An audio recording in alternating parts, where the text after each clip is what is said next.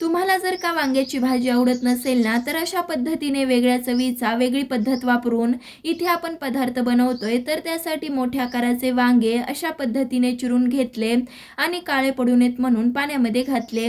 त्यानंतर चिरून घेतलेल्या वांग्याच्या फोडी कढईमध्ये काढल्या. अर्धा पळी तेल, 2 हिरव्या मिरचीचे तुकडे, 7 ते 8 लसूण पाकळ्या, पाव चमचा हळद घालायची आणि 2 ते 3 मिनिटं वांग्याच्या फोडी परतवून झाल्यावर झाकण ठेवून 10 मिनिटं वाफेवरती शिजवल्या.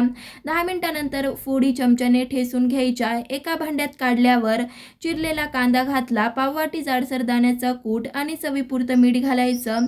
चांगला असा एकजीव झाल्यावर त्यानंतर एक पळी गरम तेलात 1 चमचा मोहरी, 1 चमचा जिरे आणि 1 चमचा पांढरे तीळ घातले की ही खमंग फोडणी भरीत वर घालायची. कोथिंबीर घालून भरीत खायला घ्यायचं. मस्त असं खमंग वांग्याचं भरीत तयार झालं. आवडलं तर लाईक, शेअर, सबस्क्राईब देखील नक्कीच करा. धन्यवाद.